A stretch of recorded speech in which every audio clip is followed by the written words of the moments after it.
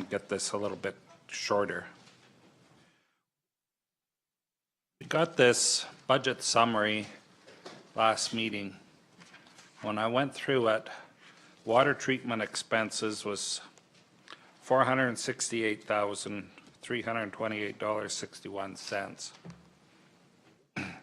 It included a utility manager 1/3 time, 2,900 hours of a level 3 operator.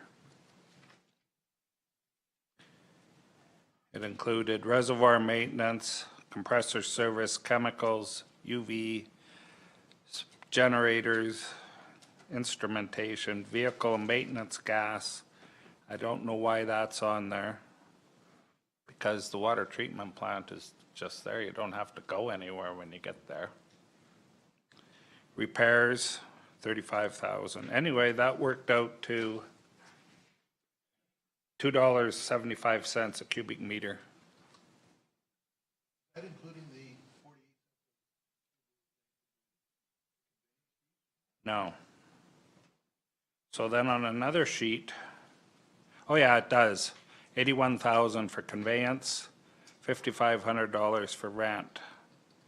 I had some issues with putting it on that page, but that's okay. And then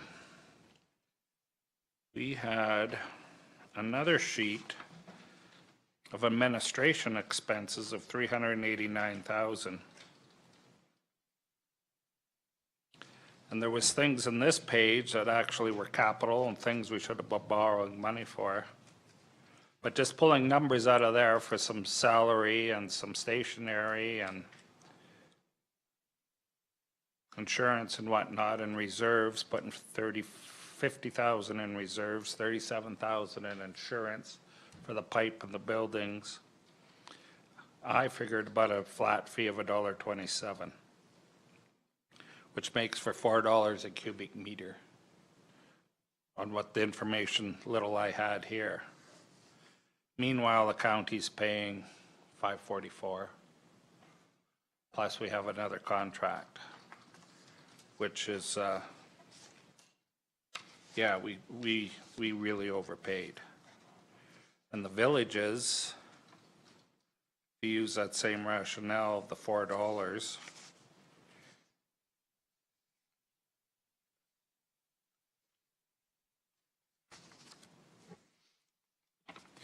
give me a sec here. Rocky Ford, they paid $5.44.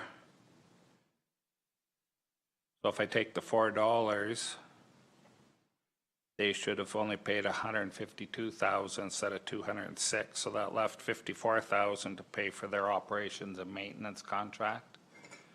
Their operation and maintenance contract is $92,000. So they're short. And on it goes, and Standard the same. So Gleason, we're over $87,000. So these are the issues we're dealing with these contracts we had. So when I brought these numbers up, and they're not complete, please don't quote them or anything. They're just off of these sheets. As you all know, Baja isn't there anymore, and our operations manager attended the meeting, and he's going to, by the meeting in October, provide me with a dedicated set of numbers for the price of water and get everybody's. They have the capability in there with their programming for timesheets to allocate each half hour during the day of these workers. So they know they'll be able to give me how much water costs to produce in Carsland outside of the chemicals, all the labor and stuff. But nobody's put it together yet. So hopefully by October, all those numbers should be done. So they are getting closer. But as they were still building, and the staff, as much as you think there's lots of staff there, they're working pretty hard. They're the same staff that worked at the county. They're doing the same as and more than what they did here. Okay, So they're all working, that we hired a administrative person 1.5 times. There's 1.5 positions to do administration work, and that's the billing and everything else. Now, is there any way that we can put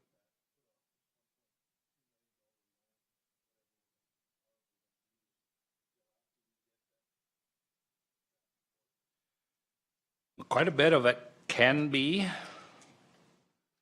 except for the $750,000 that we owe the government. Can't find that anywhere. Well, 150 of that is coming back to Wheatland County, so we'll take 150 off of that, but down to 600. It's that money that's probably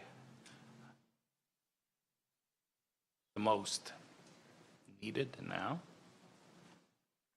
We haven't been asked for it, and I'm sure if we say, yeah, give us a day or two, we'll try and round it up, cash in our bonds or whatever, I don't know. But still. You know, I'm just you know, hate being in the position where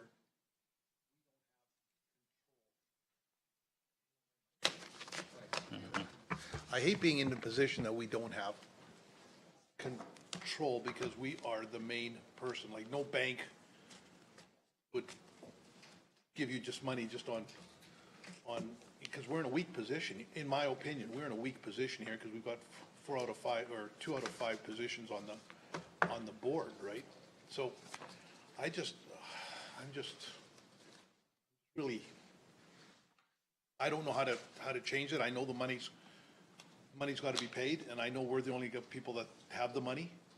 I'm just trying to figure out the best way to guarantee success down the road. Because at 5, if these people start charging what they're going to charge, consumption's going to go down. That means the price of water is going to go up, because you can't, you know, if they cut 20%. I mean, I know guys living in big houses in Muirfield that are living on six cubes of water a month. I mean, you do the numbers on 6 cubes, and everybody's losing money. Like, all of a sudden, water's going to become $8 a cube. And you know, I'm worried about things going forward. That's all.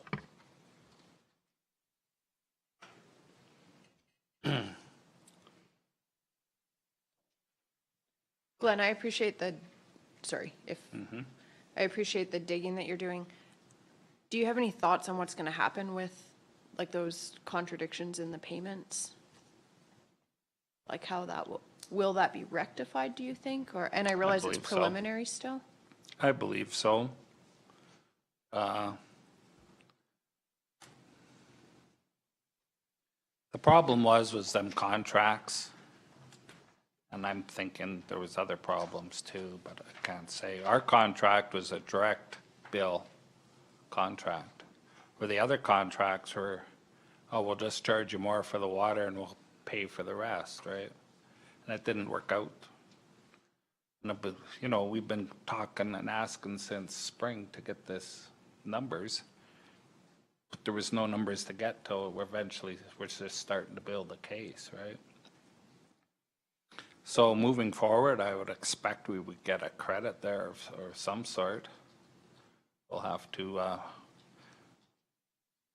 make it right somehow. But in the same sense, we're sending out the bills at $5.40 per cubic meter, and our residents aren't paying $5.40, and Rocky Ford and Standard residents aren't paying $5.40 each. Like, Rocky Ford's putting in $30,000 as a contribution, and Standard's putting in 45 or something. But those are municipality things. It's no different. I got a sheet of all the water that all the communities, like $1 a cube for, I know you can't produce water at $1 a cube. Not when you're paying 90 cents for conveyance fees. There's just no money left to pay for it, right? So virtually every municipality is subsidizing water but the residents are still paying for it through their taxes. That's another discussion we have to have, but I thought after we get some harder numbers on how much this water is costing us, we can make a better decision, right? When we know how much it's costing at Rosebud and Carsland, we'll know that labor is the biggest thing. The chemicals are easy because we just look at where the chemicals price is, right? But for moving forward, outside to get some more numbers, I'm sorry, Tom, until we get an audited statement, I can't give you anything like that. And I'm looking at auditors, they're gonna charge us already fortune because there's nothing there. Just no history, right? So they have to audit something that didn't exist. Looks like to me building this silly thing's gonna be a way easier than coming up with the first year of books for it. But the ask hasn't come in. I'm just updating you on where we are in the process. So the September meeting is going to be a shorter meeting because the next day is the grand opening, and I think you all got a invitation for that. Come out, see the grand opening of the. Okay, there should be an invitation coming out for a grand opening. That's in September sometime here. I can tell you the date. 19th, yeah, if you could.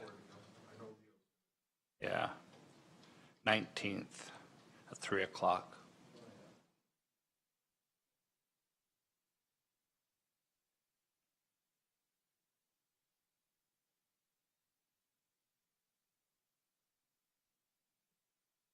So if you got any more questions, I can try and answer, but that's about as.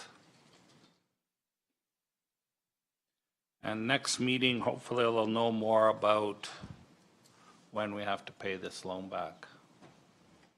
As far as digging up the trenching and stuff, I don't know how the cash flow is. We have money in the bank, 100 and some thousand. We're making money, but no wonder we're spending it too.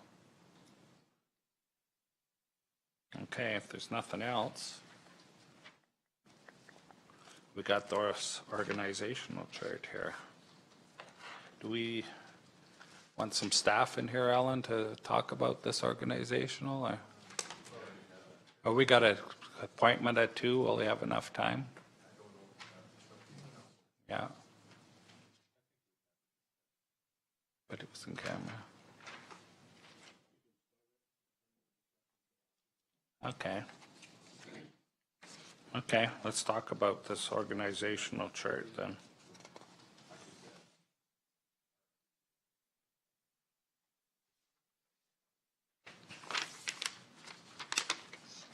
Well, to get the discussion started, I'll put the resolution on the floor that council approves the chart as presented, and then the discussion can go from there.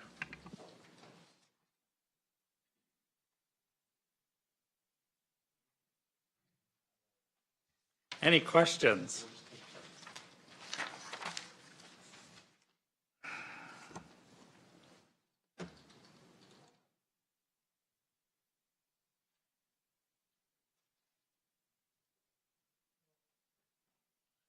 Go ahead. If we, in the Parks and Recreation part here, I'm just trying to find it here. So if we take the existing coordinator and move him into a manager position, like move that manager into a manager and create that manager position, but not hire a parks operator for the time being. I mean, it's a $27,000 bump, so I'm just wondering, do we have to do this right away? Like, can this wait a year? We get the chart together so that everything is working, and we move the coordinator into a manager position, and so that at least the chart looks right, and we just don't put that. I'm conflicted about the bureaucracy. I know, because if you create it, they will come. I know if we put a parks person in, there'll be lots and lots of demand for that parks person. And we can probably make demand for that, another parks person underneath him, but Well, Angie's here. If you were to like rank the most important or the most valuable positions, the new positions, how would you do that? Yeah. Sorry to make you. I just am curious.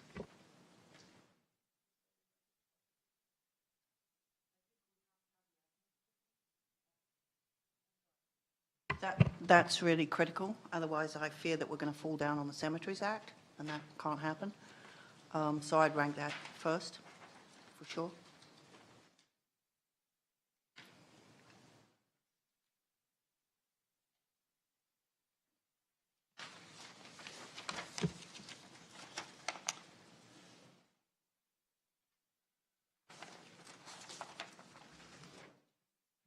If we were to do this progressively, what would be the soonest? This seems really loud.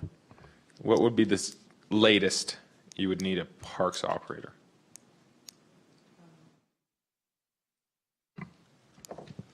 Latest, as in the year or next year's, or? Like,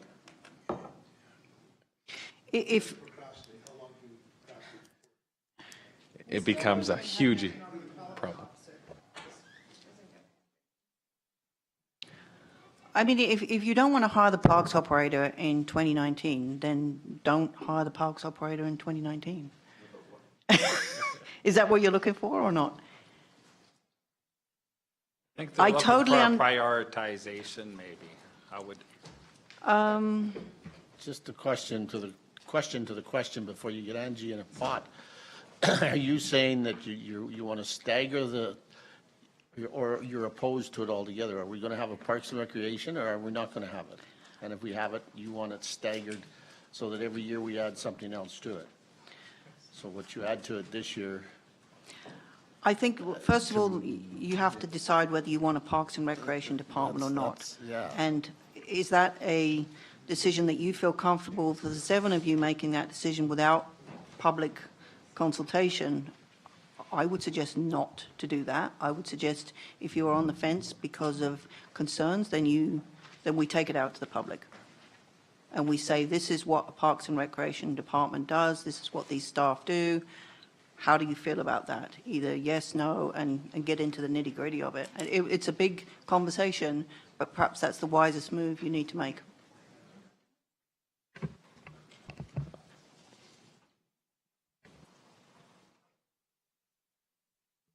From my perspective, I appreciated the work that went into the business cases and the job descriptions for the org chart as it's been presented.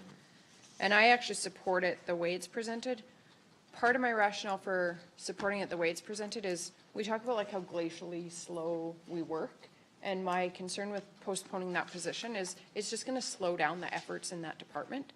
And based on some of the discussion around the importance to economic development, even to like our development and planning department in terms of trying to attract industry and the type of development that we want there, as well as trying to focus our growth into the growth nodes that we want to, that personally, we haven't decided collectively as a council, but where I could see it being more strategic, trying to focus some of our growth there. I think all of this works together to take us closer to that goal. And I know, but I completely recognize, and like I said when we were in camera, I do get complaints about the bureaucracy. And so I am trying to be mindful of not unnecessarily increasing that. But we do know that we are managing like a large budget, a large municipality with diverse expectations of us. And this is part of it in my mind. my question is, I guess maybe I like the organizational chart, and I'm all for the organizational chart, but are we compelled to do all the, like, if we can push back hiring some of the people further down the food chain, so to speak, I would be happier with that. But I like the organizational chart, and I think everything should be, and if we have to bump a coordinator up into a management position, even if he has no one to manage, I'm okay with that. I just, because the chart, then we've got a flow chart that it's going, but if we don't need, if we can save some labor. If I may, through the chair, in my experience of going through the process of hiring a large number of positions, you can't come out of the gate in January and do it all at once anyway. We only have one manager of people services, and it's quite a complex process for hiring, advertising, interviewing, setting all that up. So you have to stagger it anyway throughout the year. So between the GMs and Alan, we would determine which ones the manager of people services would be working on first with which GM, et cetera. So that would go throughout the year. So some of these positions may not even get hired until July, August, September, something like that.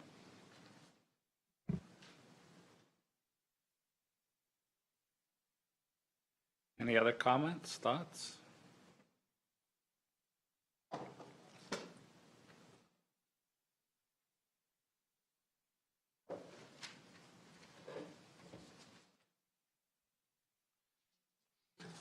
I like the idea of the parks person and recreation. I have a hamlet in my division that if you ask them, each and every one say they're in desperate need of one. And I'm thinking, if they're in need, so are the rest. They just maybe don't know it yet as soon as it gets to work.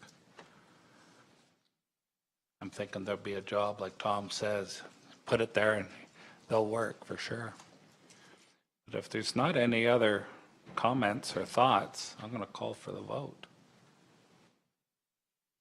Nothing? Any comments? You had talked about just the semantics.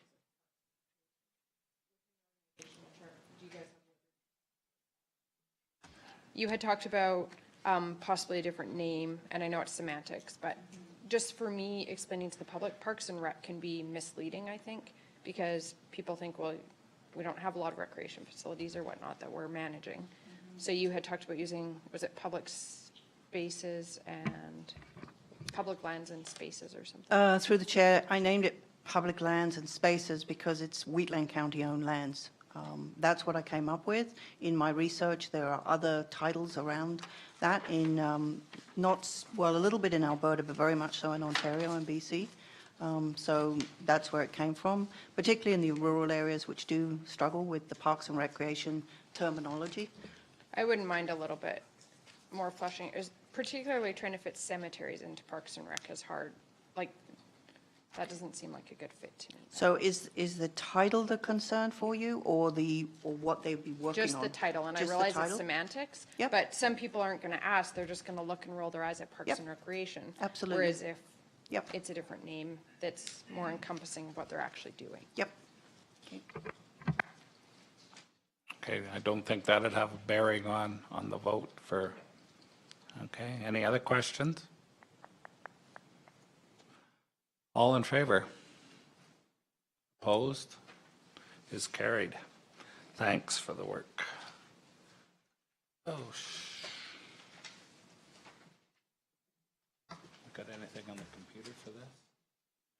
No, I didn't see none. Okay, we have a 2 o'clock appointment. Mr. Mahar. There he is. Podium is yours, sir.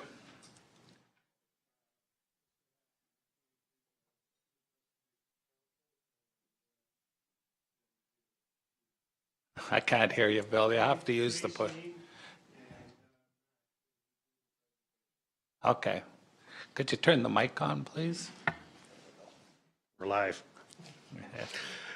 Good afternoon, Honorable Reeve, council members, staff, and guests. My name is Matt Hassan, and I am I had 25% stakeholder in the Homesteads subdivision in Lyelta. Like Councillor Link, a father to 5 kids, and my day job is actually I own a construction company, so doing this kind of work is kind of a side thing, and I'll explain a little later why I'm up here speaking, I guess, as opposed to others you may have heard at prior meetings. I just wanted to kind of lay out kind of some groundwork on, why we bought the land, what we've done with the land, and where we hope to go with the land. So if you can bear with me, I'll try and make it as quick and painless as possible. Bill Mayer and I have been doing land development for about 20 years. We've done 3 subdivisions in Strathmore, subdivision in Three Hills, Crossfield, and Claresholm. None of these were in big markets. The big boys in Calgary, the Hopewells, the Uniteds, they want no part of these small markets. So it leaves room for smaller developers like ourselves to move in. And I say complement our businesses, my construction business and Bill's previous engineering firm. So that's kind of how we got into it in the beginning.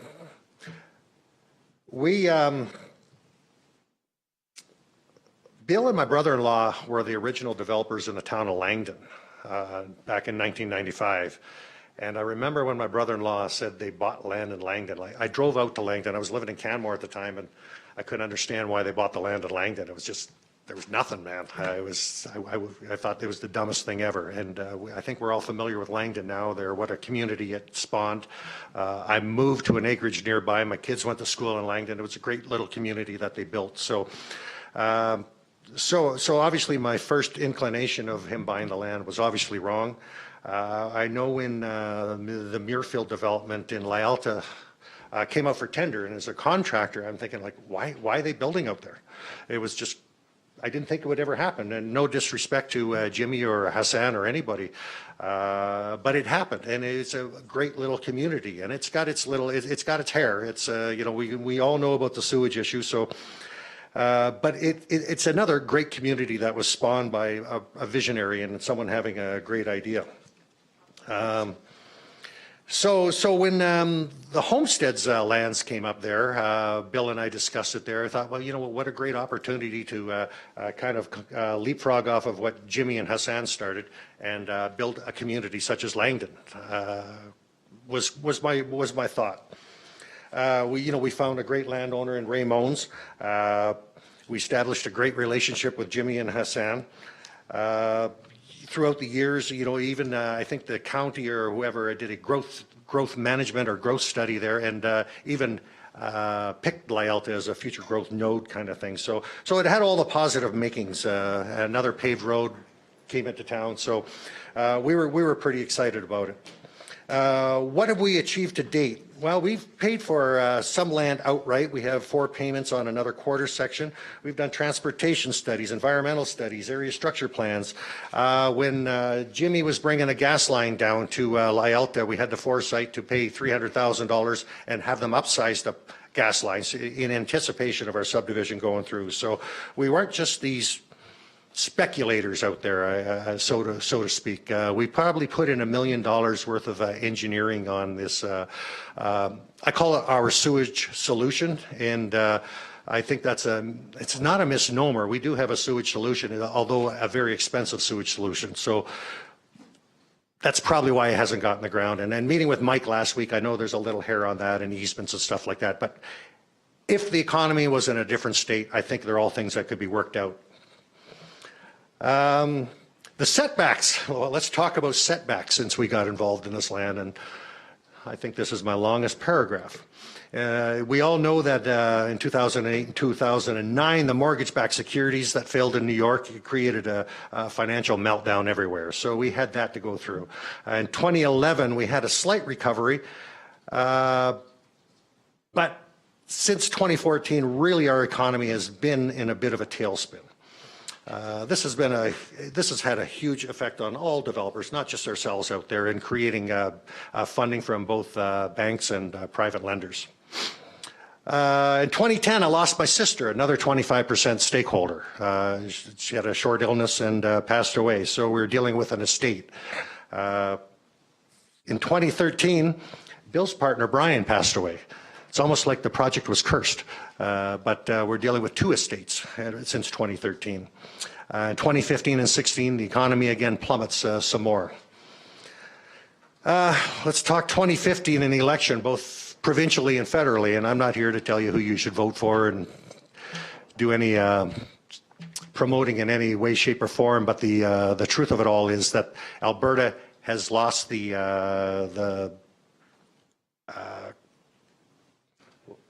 what do you call it, the confidence in investors. And then, again, not just us, but every business in Alberta. And I think we've all probably known somebody who has had to deal with a loss of job or a loss of a house or loss of something there, just from this whole meltdown that we've gone through. While world oil prices still remain lukewarm, they probably stabilize, so that's positive. Carbon taxes, back to a negative. The sewage issue around Lyelta has been like an albatross hanging over everybody, I think, in this room probably. So, you know what, I think as a complementing development, working with the Lakes of Muirfield, I think it stands a better chance of getting ratified and a solution by working in numbers. But down to the reason I'm probably speaking today there, Bill, my last living partner, had triple bypass 3 months ago, so Bill's kind of on the mend there too, but we look to him for his support and his ideas moving forward. What we're looking for in November is just an extension. I know the last time we were in here, it was you gave us 6 months to prove to you what we were doing, and or what we were doing to move forward. And I know the movement has been slow. We had a meeting with staff the other week there, and it was kind of like the elephant in the room kind of came to light there, where, you know, I think I answered a question. You know, I think the Wheatland's engineer asked, you know, why don't you just spend the $100,000 and do this? And I said, you know what? We don't have the $100,000 to spend in this economy at this point. Investment has dried up. Why would we want to spend the $100,000 at this point? Not that we don't want to see the project succeed, but if we spend the $100,000 and we start building, at this point in the economy, nobody will come yet. It wouldn't be a strong sell to sell a lot of lots and to recoup the upfront costs in doing phase one. So what we're looking for is still financial investment from both banks and both private lenders, and we're getting some interest. It's just not going to happen overnight. So we're looking to you just to, you know, I call it giving us a break. I noticed when reading all your biographies, I think the common denominator was farming. And I think Councillor Wilson, I think at this last meeting, after a bit of discussion, you kind of stood up there and said, I think I'd like to put in a motion that we kind of turn it down. And I just felt that it was a little soon, maybe, a little soon. I can appreciate that if you have a farming background, you might not understand this kind of background. I think as a small developer, we bring a lot more to your community than just the big guys coming to town with their Calgary builders, their Calgary lumber, their Calgary everything. I think we work with a little bit more of the community in mind. I call it financing for philanthropy. And again, I have a weird way of putting things there, but to have success, you get to do good things. And I think with Bill and I, we do a lot of good things out there. We don't take the money and run. We're not your big developers who are just in it for themselves, want to flip the land. We want to build a community. Some of the things that I support, I know Bill is a huge supporter in Strathmore and with his church. Myself, I do a lot of things, and again, it's my day job, my construction company that puts the groceries on the table. So if you vote this down, I'll still live and eat, and my 5 kids will be fed. So I'm not doing it just for self-preservation. I'm doing it for a community. Also involved with Paul Brandt doing a lot of things. We've been to Haiti, we've been to Cambodia, where I'm his original supporter for his Not in My City campaign for fighting human trafficking. So we're doing a lot of things with the goodness that the sales and the receipts bring on some of these developments. We just want to be good people. So we just want to impress you with that. We don't want to pat on the back. We're just saying we're just not taking the money and eating caviar and filet mignon every night. What we hope to achieve? Well, we hope to achieve an extension in November from Council. I think it's paramount in both gaining financing. If you turn it down and it goes back to its original designation, it doesn't do well for financing people. Having the designation of subdivision approval is certainly more appealing.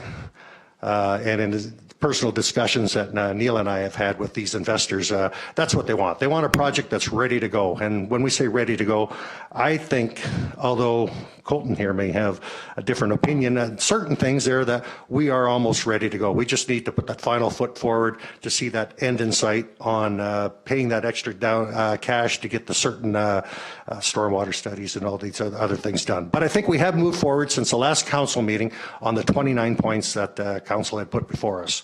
So we're just looking for your support. We're looking for compassion, I guess. Let's just call it compassion. Understanding what's going on in the world. In the farming community, I kind of equate it to, and again, I don't think any of you maybe farm for a living, but in the farming community with the tariffs that Trump is talking, the dairy, the grain, how would that affect farming just by somebody making a decision? And it's all in the decision holders' hands on what becomes of this development. So I'm just looking for your support. I'd like to call on Jay Sheen just to talk about in general what we've achieved, because I think that's what you asked a few months back. So Jay, if you could give a little report on that, and then we would ask after Jay for Jimmy to speak for a short period and just discuss our relationship with Lakes of Muirfield. But thank you for your time. Thank you.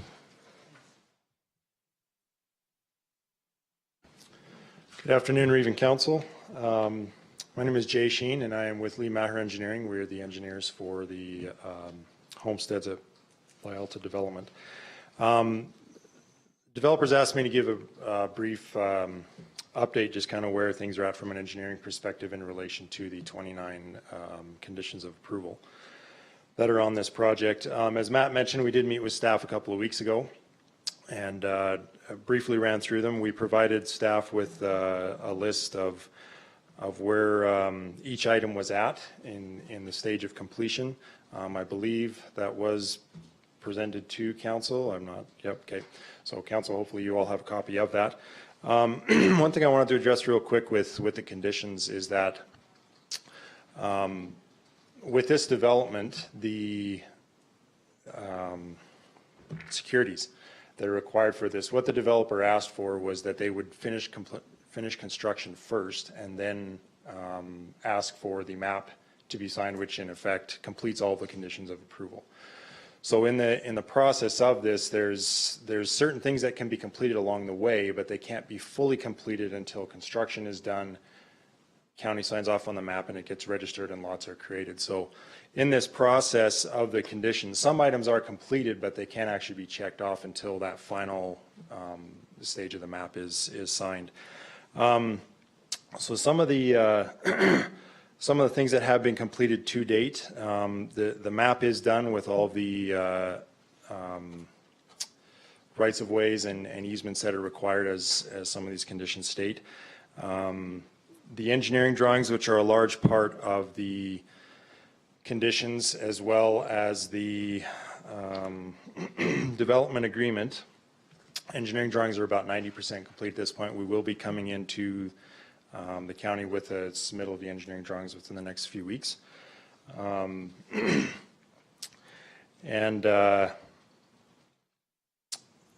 The servicing, obviously, for the area is a big concern. Everybody recognizes that and understands that. There is, just to kind of talk a little bit more about what Matt spoke about with reference to the sanitary solution. There is an Alberta Environment approved solution for this development that was required. As you mentioned, when we did meet with staff a couple weeks ago, there is an outstanding issue that we spoke with Mr. Zier about, and that will continue to be worked on. The idea with this, though, is that it's a solution that's a ways away, distance-wise, sorry, from the development, and involves a lagoon. And what the developer's desire is to do something locally that is a little cheaper, a little more cost-effective for not just our development, but as well as Muirfield, and something that's more big picture for the area. And so that's kind of where that sits right now, and Jimmy will get up and kind of talk a little bit about that as well. But with that is also, with any sanitary approval and solution, you're always required to have water. If you don't have water, you don't produce sanitary. So Water and sanitary are being worked on concurrently with Muirfield to make sure that we have a solution for the area.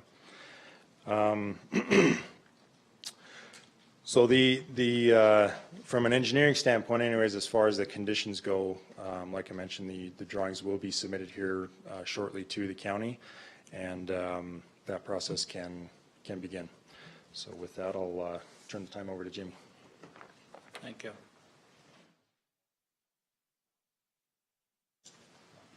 Ladies and gentlemen of the council, my name is Jimmy Souza. I'm the project manager for the Lakes of Muirfield in Lyalta, Alberta. I'm going to be brief, believe it or not. I'm here today to let you guys know that we have been working with the team at Homesteads for many years now, and nothing in our world has changed. We're continuing to work together. As far as infrastructure, be it existing or in the future, what we are doing and what we are saying to these gentlemen is whatever we have in place and will be putting in place will be scalable. And when their project comes to the table and cash along with it, we can expand both water and sewer.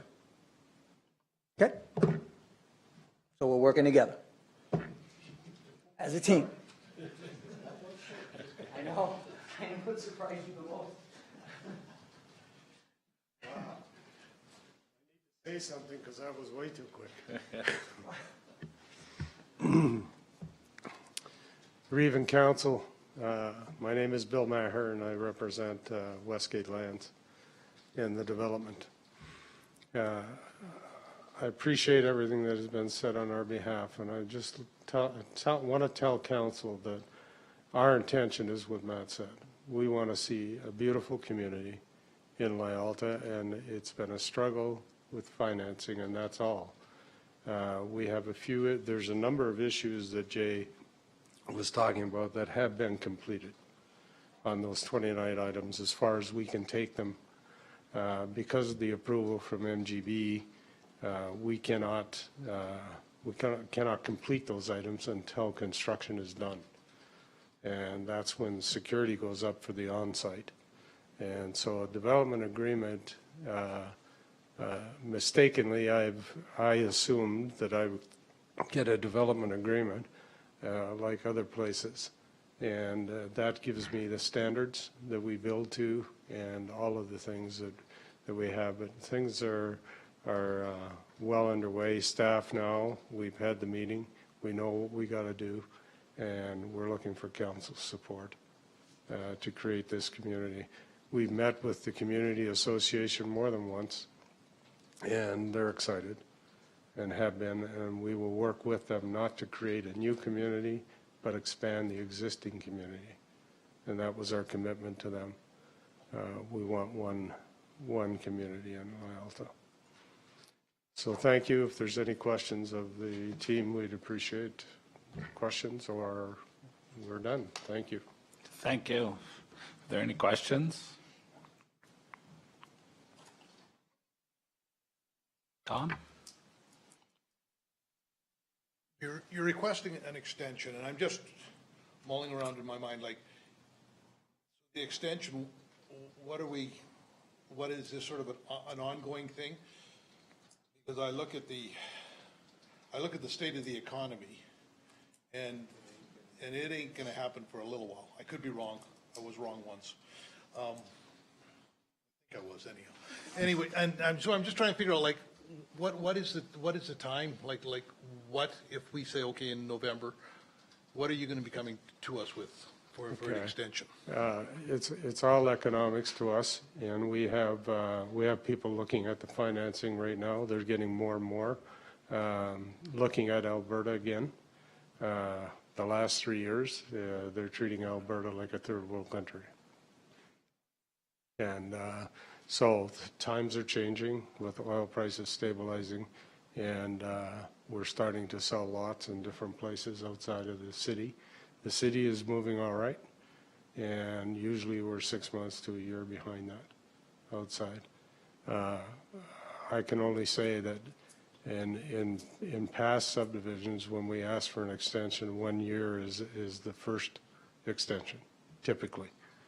And I think I don't know, Angie would know the Planning Act better than I do. or Colton, but 1-year extension would be typically that. I wasn't here because I was looking at a view from Foothills Hospital.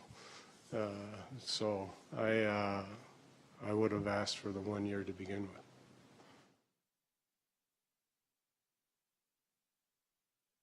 Any other questions?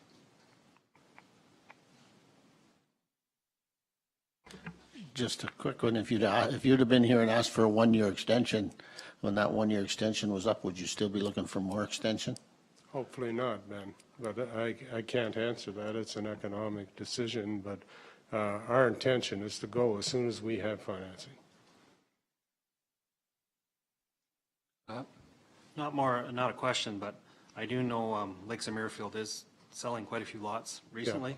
Even the executive lots are up. They just went up and, I mean, they're moving. So there is things going on in the area, and I'm actually really surprised, pleasantly surprised that they are moving forward and there's building going on there. So to say that the market isn't there, I don't necessarily believe that it isn't. Yeah, It's coming, and there's momentum going there, and Jimmy and I have talked about this before, and it's nice to keep it going that we can, and definitely for Muirfield, they're working towards that, I hope, to keep it going, so I think it's there, so. yeah, and we believe that too. Now it's convincing people that want to write the checks. And the more they build, the better off for us. This is not, that people they drive out there and they look at the community and they go, yeah, that's a beautiful subdivision they've created, but what are the sales? And they're starting to take off again, and that's a positive thing. I agree. Any other questions, comments?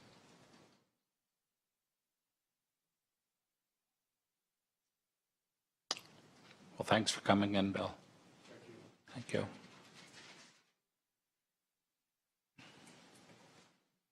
A motion to accept for information, or is there any, all in favor? Carried.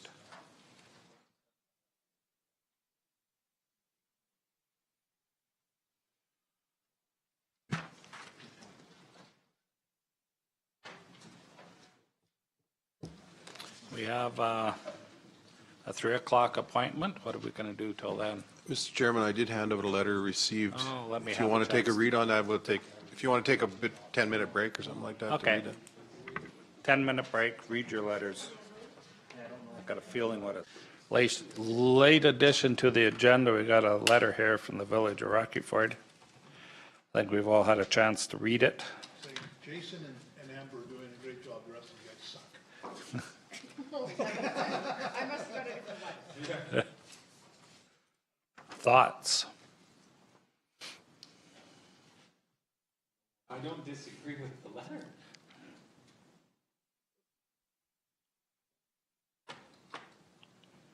I guess I don't understand the letter. Like, to me, it's contradicting himself. He's saying he's okay for it to come. But, yeah, it was just in word. Okay. So the question, can we add this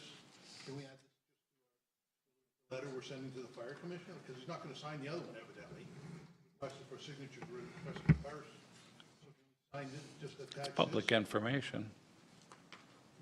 We could. Because if he's not going to sign it, if he's not going to sign that one, at least it shows that he's signed this one, right? Mm-hmm. No, I just, like, if he's not going to sign the one with 5 signatures on it, if we have 4 signatures, an empty spot, and it's this letter, Yeah, that should be the same thing, right? which is saying, How many have signed so far? Village of Hazara signed, and that's the only, but it was only signed on last Thursday, so Yeah. we have to give them some time. That's right. My initial thought after reading this letter is this, we asked the fire commissioner to come out and investigate operations in Wheatland County. And we had more than one issue we wanted investigated, which are in the letter here. We also asked that he would look at the fire departments that we are associated with to look at the exact same paragraph as the last one, to look and review their policies, and if they're working with the appropriate guidelines and procedures. That's all we asked them to do in the other fire departments. The other issues are Wheatland County issues. They're no different than what I already spoke to them on the phone.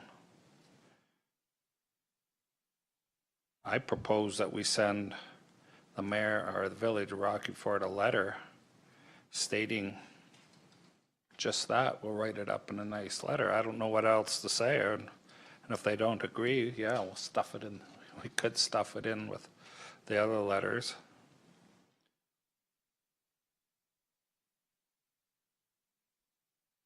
But I don't know what else to say. I need a little bit of help here. Like, what changes are we supposed to make? Just include the last paragraph?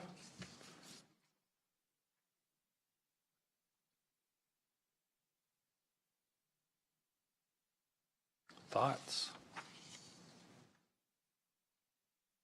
We talked about issues this morning briefly, about our procedures, about are things being done properly. Those are things we wanted to see addressed in the county for us, so we know.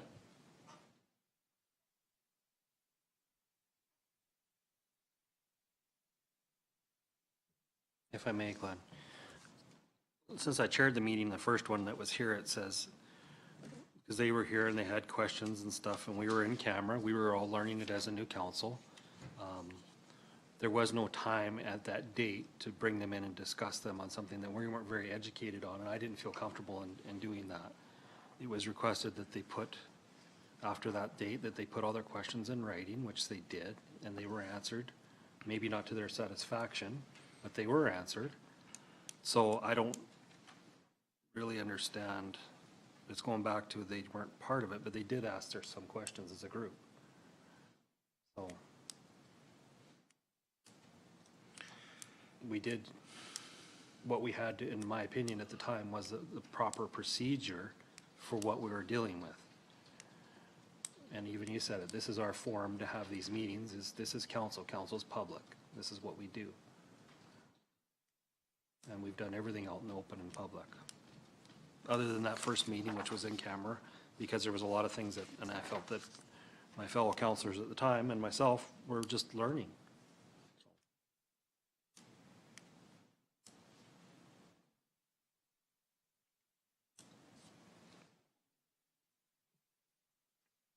Well, we better deal with this one way or the other. You send it off because you're not going to get a response from the other ones until this is dealt with.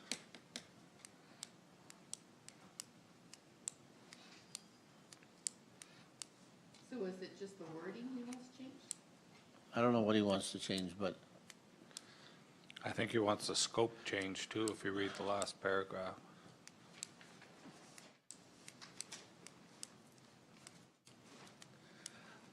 I'm getting tired of the ring that's in my nose. It's starting to really just.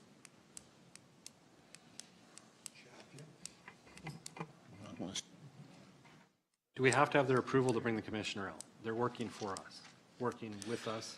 When I We have talked to the concern- commissioner, he would come out if we send him a letter. But if he wants, we want him to look at Rocky Ford Fire Hall, he would like to have their okay for him to look into Rocky Ford Fire Hall, look at their policies and their concerns.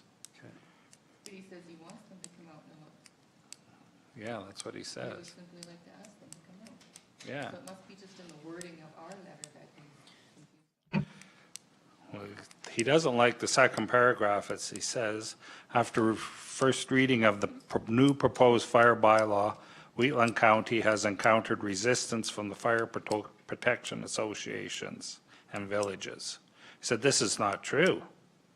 These concerns are noted prior to first reading. Those concerns are not addressed. The bylaw was presented for first reading. Those concerns were brought forward at council meeting again and were not addressed. There was no resistance. There were questions asked and comments made as a bylaw is too heavily focused. My understanding is procedure was without looking at the tape, was this is the procedure that council does. We give first reading. That opens up the discussion. That opens up the focus on the topic to work out the details. That's why first reading was read. If I'm not mistaken. That's how we do it, yeah. Council, note, council does not sit down and craft a bylaw and then give it first reading. We ask staff to prepare us a bylaw, and we give it first reading, and we debate it. They're trying to tell us now how we should be doing our bylaws. I would suggest, and you guys can figure out how to do this politically correctly, but that they hire their own lawyer and have them go over line by line on that fire bylaw and tell us where we're wrong. Well, and have we got any feedback on where our bylaw is wrong? Like, I haven't heard anything. I've heard all sorts of stuff, but he says, like on the last letter, like he'll agree, he wants the policies to be reviewed. He would also like their opinion, and this is some fire guy, on the proposed bylaws, there's deep concerns regarding this document. And I don't think, if there are deep concerns, I have not heard, they don't like parts of it, but as far as I can tell, like it covers our butts. Like, I think it has to be that way. Some of the wording can be changed to understand that, but the overall scope of the bylaw is correct, I believe. And no one's told me even anywhere that we're wrong. So, so if they've said that it's deeply flawed, I would like to know that. So I think we should craft a letter that says, if this bylaw is deeply flawed, please point out where it's deeply flawed at. It's our bylaw. I think we're allowed to do with it what they like. If you don't like it, that's another problem, but it's still our bylaw, so. So I think the letter should be. No, it's like, we either ignore this letter and just attach it to the fire commissioners with the other ones, or we have to get some clarification on but it's not up to us to provide his defense. It's just, he's allowed to make a defense, but it's not us for us to pay for it. I know when Jason said, yes, they have, I know they've consulted a lawyer on this, but we still have not received anything from them stating that there has been a lawyer review that bylaw, and these are the comments that their legal has given them. And their legal won't give them to them allow them to give them without his signature, and we have not seen that yet. And I don't think we will see it for specific reasons. Okay, let's do it this way. Oh, sorry, Amber. Trying not to interrupt. I'm just trying to clarify, I think part of what Mayor Burke is expressing in this letter is just semantics, not just semantics, but is semantics. And I think he's just wanting us to point out in our letter to the fire commissioner that there were concerns noted prior to first reading. I have no problem with that. Like, there were concerns noted.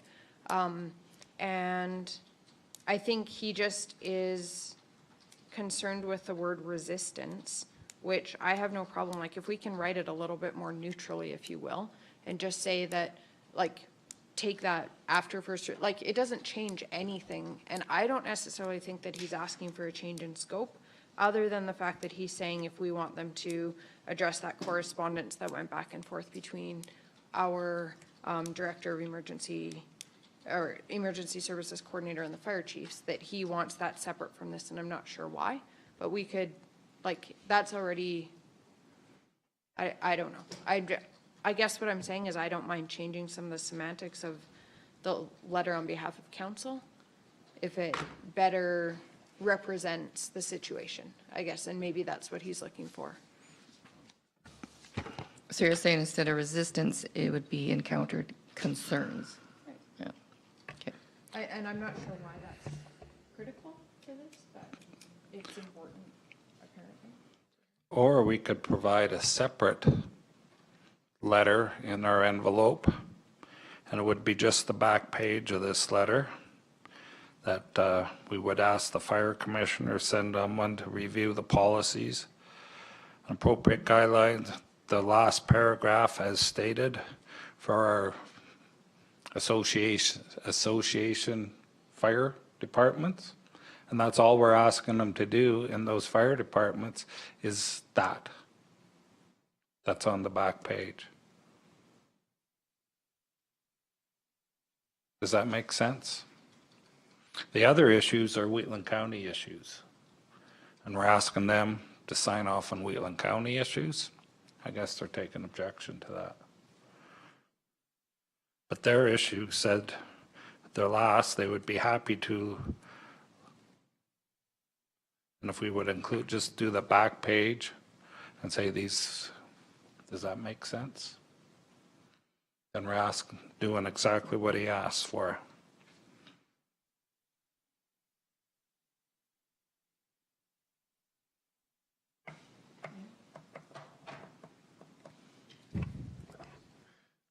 I don't want to sound like I'm flip-flopping by any means, but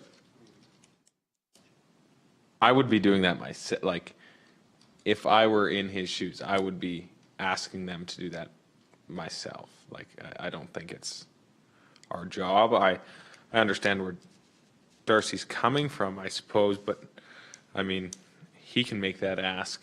We're asking what we want out of the fire commissioner's office. I don't think he's out of line in asking what he wants, but does it have to be in our, like, does it have to be in our letter, is my question, I guess?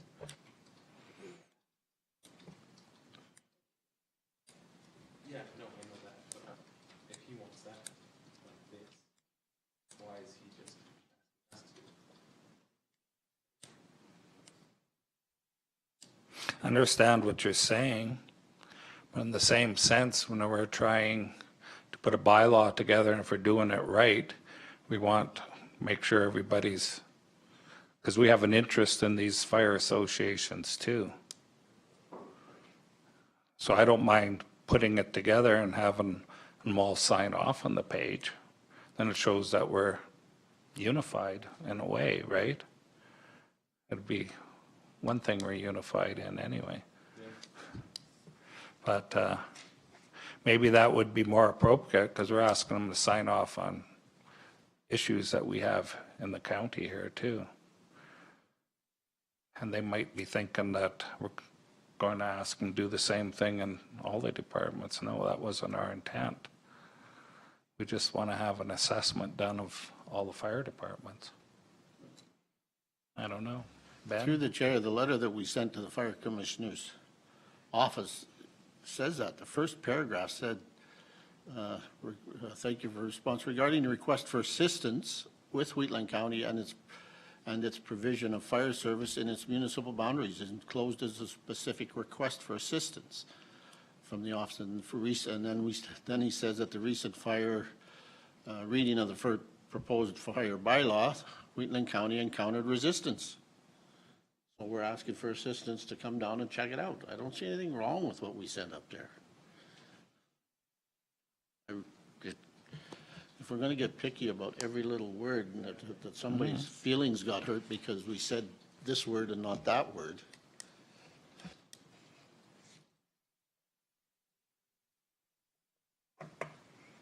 What to do? I'll make the motion, accept it as information. I don't think there's any way to properly respond to it without delaying the inevitable. But like Ben said, if we don't respond or do something with this one, we're not going to get Any response any from the other response from anyone else. Glenn, can you call and clarify it? Like, talk to Mayor Burke? I'll see and him just- tonight. Yeah, and just see, because sometimes it is challenging to flesh out, just like an email or social media or like a written document. Just ask, just ask him to clarify a little bit. And if it is clarifying this, like the wording around the situation, is council in agreement? When's our next meeting? Next week? Do we have a meeting? And maybe he can offer more insight into, like, I'm not sure that we would need the village's agreement, or sorry, like, is it the fire associations that are signing off? Yeah, the fire commissioner asked for a letter from everyone. From the villages and the fire associations. Says so. I've not heard from any of them. I happen to know them too. Huh? He's the mayor here, so.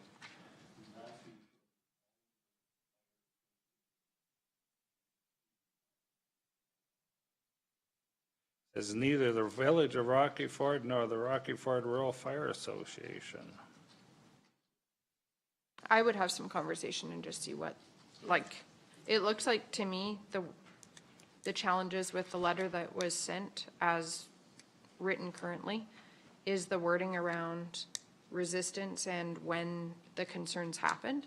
And then the second part is about the correspondence that's already been sent to the fire commissioner's office.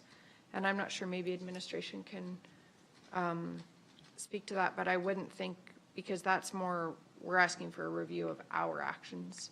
Do you think the fire commissioner would need authorization from everybody to review that situation? No, he just needs it to look at the other fire departments. Right, so if we send two letters, one having kind of a look overall at our Send global. the first one we wrote, and we can send another one with just the back paragraph on. Well, or just send another one with just the second last paragraph, like just from Wheatland County. Yeah. We have a motion accepted as information. Usually, you don't mind. When we get a letter, we always respond with a letter. It's just common courtesy. Don't know, not always, but just the information, and we have to answer it somehow. I think accept it as information and talk to And Mayor talk to, Burke tonight or whenever you get an opportunity, and then you can report back to council next Tuesday. okay, council would be okay No use with that? conjecturing what, what the Okay. issue is or concern. You're okay with that? Any other questions? All in favor? Carried, thanks. I'll put it right here so I don't lose it.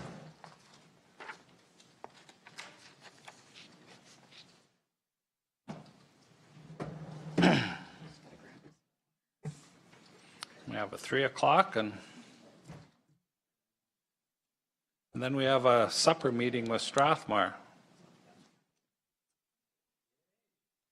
And then a DEMS meeting after that.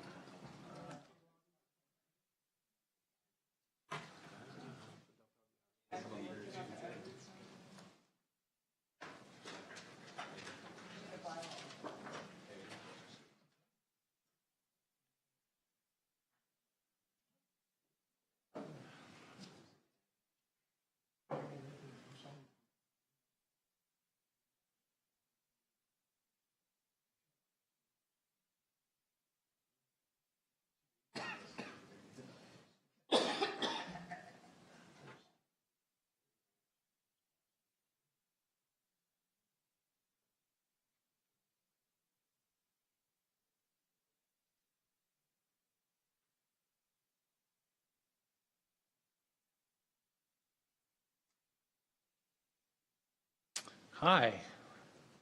That's all that's coming, 3 of you? Okay, we're ready then.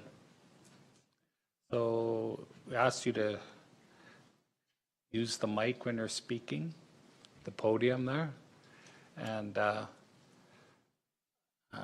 don't know quite how to proceed. How about we listen to what your wants are or your perspective of the situation is?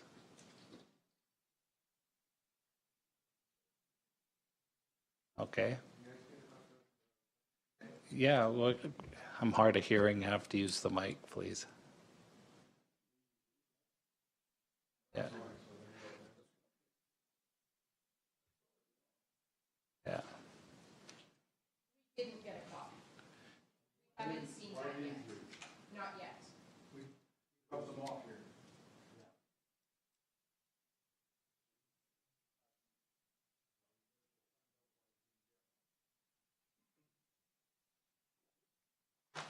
because you got them. We dropped them off personally rather than relying on email or anything else.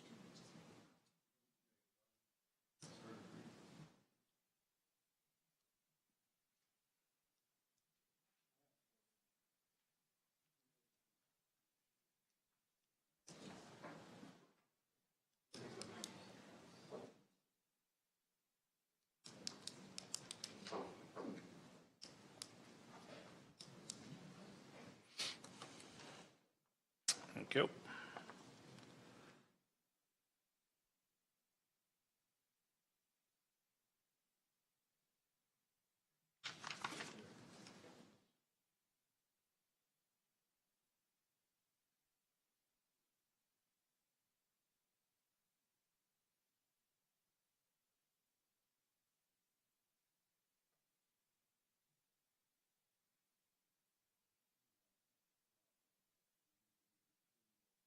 You're mumbling, Ben.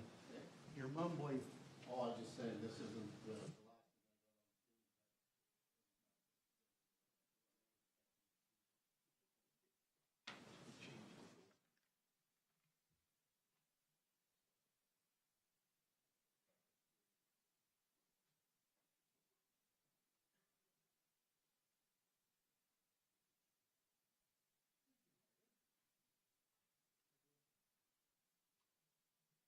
When they had some.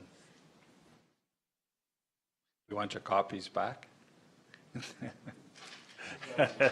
We've got extra now.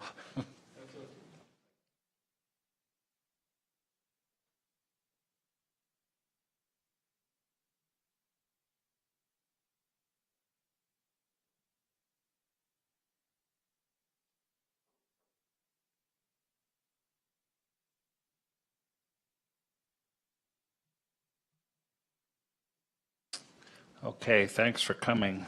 I got the letter here. I'd asked you to, Andrew, to come to county meeting so we could work out, see what we can get doing. I know some of the answers, some of these questions, I can't do that. There'd be more staff issues to me. I don't know why things have happened the way they have. But I've heard, and I believe, Ellen, you can correct me, that the fire trucks are in Calgary right now getting remediated, or? Okay, I'm thinking there's remediation work being done to the fire trucks. And I believe the gear has been sent out to, I don't know if remediated is the proper word or not. Go ahead, Andrew, help me out here. Sorry, I didn't hear you. You have to turn a mic on, we can't hear. It's a bad building for, there you go. Yeah, if you stand up would be better. We have a, yeah, state your name for the record, please. I'm Andrew, and our gear is in Gleason. Judy called me August the 9th, around 1400 hours, and told me that our gear is in Gleason Fire Hall. Is in your fire, is in Gleason Fire Hall. Right. And the fire trucks, I don't know where they are. I think they were being sent to Calgary. There was 2 contracts out. Somebody come out and looked at, and 2 tenders were received to for the fire trucks to get remediated. Where they will be housed, I don't know. And I believe testing is ongoing at the Clooney Hall, and we haven't heard anything back that I've heard on how safe it is or what's in there.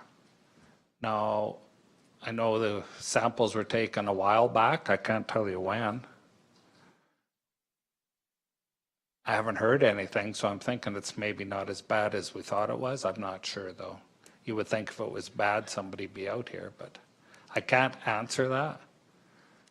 It just takes, for whatever it is, that's what it takes. But moving forward, we have to find a place for these fire trucks.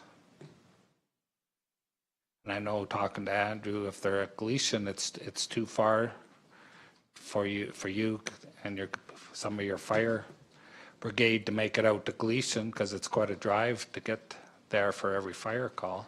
Is that a accurate recap, or?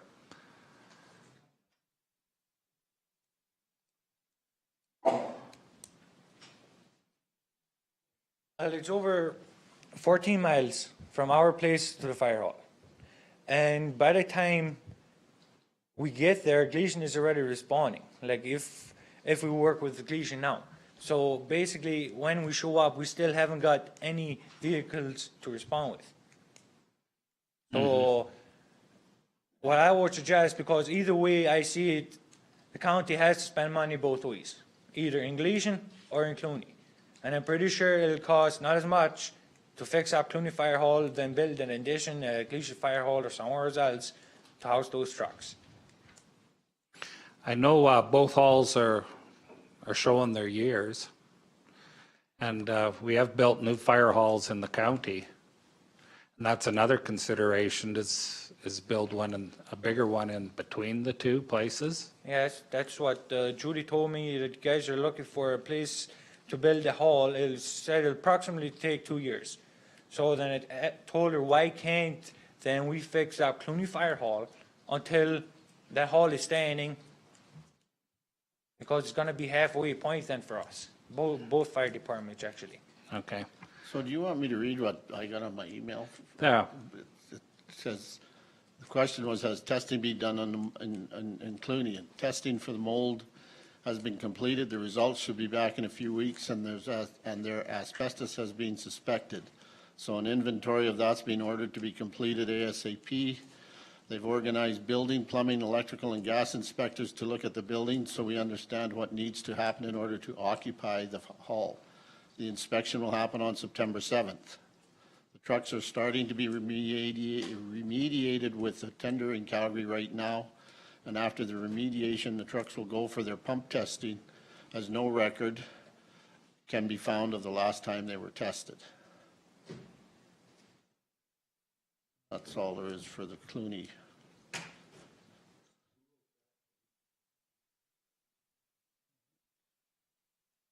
Email that we got from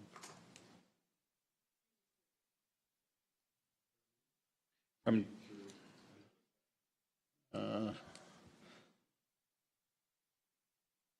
don't know, Alan forwarded it to me, so I don't know where the report came from.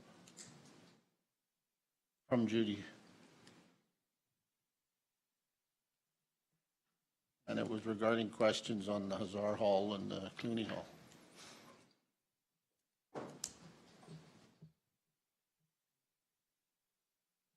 So there's some confusion here, because your letter says that the Clooney Hall property belongs to the Clooney Fire Department. What authority does the county enter into the hall for inspection?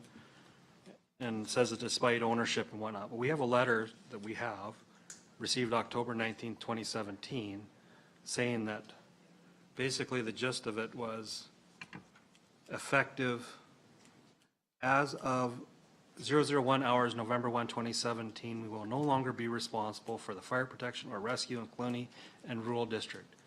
And we've also decided to dissolve the Clooney Rural Fire Protection Association at the end of the corporate fiscal year, which is December 31st, 2017. So I'm confused, because that essentially gave us ownership, our responsibility to look after those buildings. And that comes to a different level. It gave you the responsibility, and we were waiting for Mr. Parkin and his staff to come up with a transfer agreement, which we were all willing to sign. Okay. Which would have turned over our interest in the fire equipment and the lots that we own in the town and the fire hall that's on them. The agreement that we got was 28 pages. The last page, they neglected to cross out Strathmore Rural Fire Association and put in Clooney. And anybody in his right mind would use it for starting fires. It certainly was not something that anybody would sign. And we haven't heard a thing since. We looked to you people for some leadership, and so far we haven't gotten it. We haven't gotten any leadership yet. I was at a meeting prior to Christmas in 2017. I haven't heard a word since. I notice you're hiring a communications officer, and that's great. The other thing I notice, you're hiring a health and safety officer. That too is great. But can there be some division made so that OH&S, which is provincial as far as I know, is not confused with that health and safety officer? Because there's different sets of rules, obviously. If it was OH&S that shut our fire hall down, nothing is to be taken out of it. And that's happened on 2 or 3 occasions, stuff's been taken out of it. So I'm thinking that maybe it was the county's health and safety officer that shut it down, and if so, I've got no quarrel with that, but let us know. Norm and I have been involved with this organization for over 50 years. And we've never had the trouble until you people got involved, which is scary. And that's why you had this meeting the other day with all these people in here, because what's happening is scary.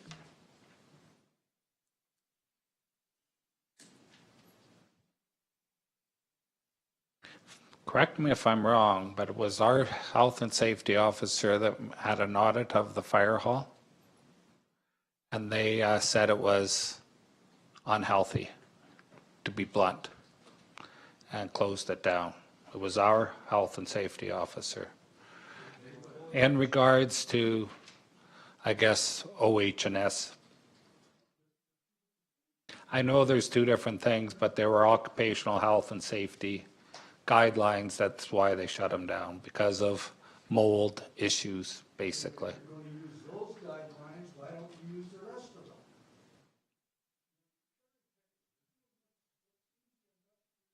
Well, if that's the case, we had somebody come in and inspect it to see what we need to get it cleaned up, and we haven't heard from them yet. Maybe we should clarify who these people are and what they represent, Okay, because I don't know if they did that. I don't know if they Okay, I identified didn't. themselves as who they are with the association. okay. Could I ask for your names for the record? I'm sorry, Dave Nelson. Turn the mic on, please. We have a secretary trying to keep proper minutes, so I'm sorry. Yeah. Yeah. Yeah. Dave Nelson. Oh, turn the mic on now. Dave Nelson. Yeah. From where? The Clooney? What's your role, Dave? Are you the president? I'm a director. Okay, so staff has been dealing with the president of the Fire Association. Okay. Norm Brassard with Clooney Rural. And I'm a director. director? As of right now, I'll answer that. As of right now, we don't have a president, so how can you be dealing with them? The president that was last listed on the provincial requirements through the Societies Act is who we've been dealing with. Okay. Was Tino Freeman. Recently, he quit. Clarification on, when was the last time there was contact made with him, or attempt to? I have to talk to Judy, and I Okay. can do that. If you give me 2 minutes, I can find out from Judy. I would like to know that, yeah. Okay. Thank you.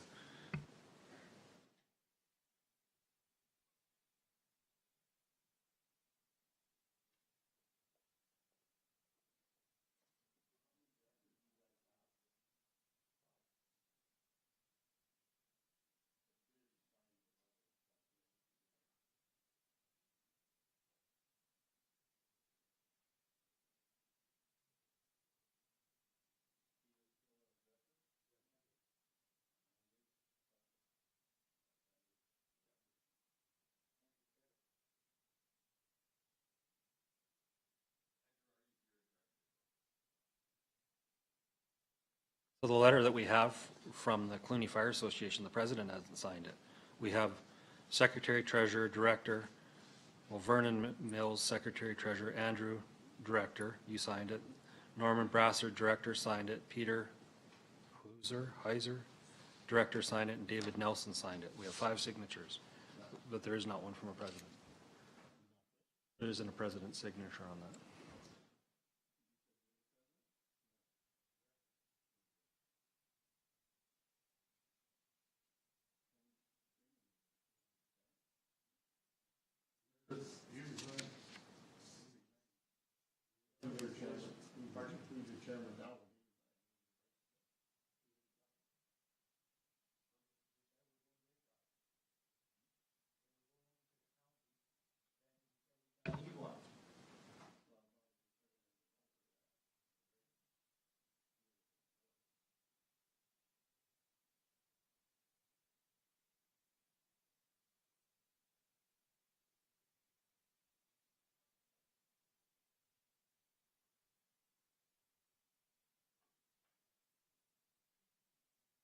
I guess my question then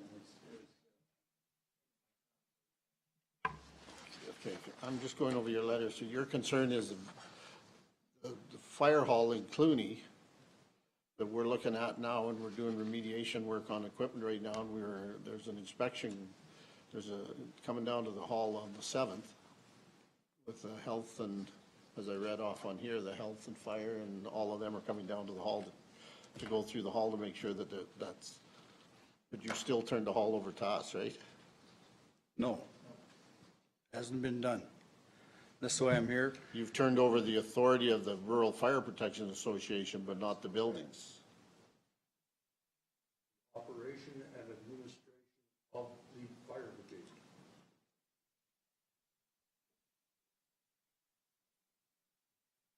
So you've turned over the operation. You own the building, so we've removed the equipment out of we've removed the equipment out of there and sent it away for remediation action. So there should be no issue with that. That's right. And they put a rush on it because I know we've talked about that when staff was in here, because this is the fall of the year and we need the equipment for this time of year, right? So they're remediating it as fast. Yep. They're remediating it as fast as they can so that it can be returned back to the community. If there had been a problem in the men's washroom here, would it have taken a month and a half before you started the process? With everybody locked out? I don't think so. Don't be too sure. Don't be too sure. This is municipal government, yeah, it's not farming. So I'm going to try and recap, and you fill me in if I'm right or wrong, okay, Judy? So the last meeting, we had a council meeting. It was reported to us that the fire trucks needed remediation work, and 2 quotes have been received. Policy for Wheatland County is 3 quotes. They were having trouble getting 3 quotes. Council said, go with the 2 quotes, get the trucks remediated. That was last meeting, and I believe the trucks are off getting remediated, Judy? Okay. So I got that much right. So the process, they come in and said, how about one of you speak? I don't want to recap your words, and we'll get Judy up and running here and we'll get the process started. So you said you signed the letter and terminated the agreement. And come the first of the year, you're waiting for transfer of property and equipment. And you were in here at Christmas time and haven't seen anybody since. Okay? So what is the process? And they got a 28-page letter from us, document to sign, the transfer, and it had Strathmore's name on the back. No, okay. On the back, okay. Okay, Judy. Through the chair, thank you for asking me in. So they're exactly right. What they've said is correct. The transfer of assets that we talked about in the boardroom was a sample transfer of assets, and it definitely had Strathmore rule on there to let them know. The final one was prepared in June, I believe, or May, and sent to them through their secretary treasurer, who assured me that the board would see it all. And we're waiting for financial statements from them. We haven't had financial statements from the board for your financial statements. We haven't had them for the last 3 years. So we had nothing to go on with their financials to complete the transfer of assets to actually give them a full document. Okay, so was about May that you were in contact with them then? You know what? No, it was before then. I'm going to tell you the exact date. I have it here. If you don't mind, I'll look it Okay. up for you.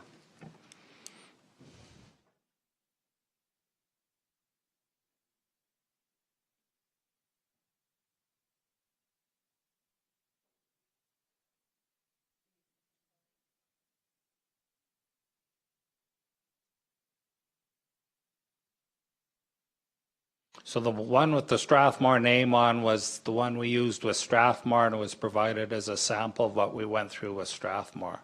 That's why it had the Strathmore name on it, because it was the actual Strathmore document. Through the chair, correct. Okay. I'm sorry, I don't have the transfer assets agreement with me, Okay. but it was done earlier in the year. I would say April or May. So what I'm hearing, to complete the process, we have to have the financials to put a value on it? Is Correct. that Yeah, right? that's correct. And my communications has been with the Secretary Treasurer, who's assured me that he has been in touch with his board about this. So just this week, sorry, today's Tuesday, just last week, I received their financial statements for 2017. So your Secretary Treasurer was able to get that to me. Okay, so you still need 218 then, or? No, there is nothing for them as There 218. isn't. They resigned as a board as of December 31st, 2017. So no monies have been paid to them, and there is no statements for 2018. Okay, so the 217 statement's all you needed? That's, I believe, and I'm not the lawyer or our general manager of finance. I believe that's all we needed to complete this. Okay, and you got that last week? We did. So you'll be working on putting a value on this stuff? So what was done with permission from the Secretary Treasurer was we went in and we did a complete inventory in February. No, it was before the transfer.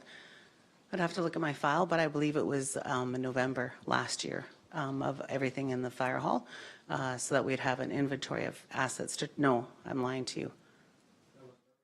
Was it February, this February? Thank you, Andrew. Yeah, this February, we went in and did an inventory of everything so we could have an accurate list for the trust advance agreement. They didn't have their own inventory, so we sent 4 staff in to do that for them and did a complete inventory of assets. So we're actively working on this? We've been actively working on it since they handed in their resignation in, I'm sorry, whenever your resignation letter was. November. November. October 12th. Yeah, November. So we've been working with them to make sure that happens. So refresh my memory on the closing of the fire hall and the inspection, and who inspected it, and Through the chair. There's quarterly occupational health and safety inspections done by our occupational health and safety officer. She had been going into the building quarterly with permission from the association to do so to ensure there's safe work environment for our workers. And at her last inspection, she discovered mold. I feel bad telling this story because it's not mine to tell. I don't have a role in buildings or mold or occupational health and safety. And so it was deemed that the building get closed, and I brought that information to council. The occupational health and safety officer who did the inspection was unavailable. She was on holidays. So I gave you the information that was given to me, and council made a clear decision about closing the building so that workers are no longer harmed, and that we do look into remediation and having inspection done on that. So I was then asked to go down and close the building, and I phoned Andrew the day that happened and let him know. It was a very difficult conversation because he's a very proud fire chief and didn't understand what was going on. I then went up and talked to the Secretary Treasurer face-to-face to let him know, to inform the rest of the board about what was happening. The presentation that I made was to council in camera, and I can't share that outside of what was done in camera. So they have not had the report. This association has not had it. so on the 7th, we have another inspector coming out, or? Well, for sure, there has been an engineer, several of them, go in and look at the building to find out what kind of mold is there and present. For sure, there's mold present, and they came back with a report 40 minutes after they were in the building, strongly recommending we get an asbestos inventory taken as well. So that report should be here within the next week and a half. We've also organized for a building, electrical, plumbing, and gas inspector to come into the building because we want to make sure it's safe for the workers. I understood council's direction clearly that this building needs to be safe for them to occupy. The trucks are being remediated right now, and we're going to organize pump testing for them for you as well. So we don't have a record of the last time they were pump tested, so we'll get them certified as well. Okay. Can you use the mic, please, Andrew?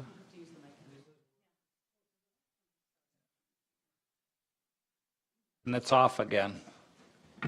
Every year on, I think it's the first week of July, A company out of Almet that comes down there and inspects the trucks for the pump tests. Okay, If I'll have data here, I'll probably could go back in the email to show you guys that. okay.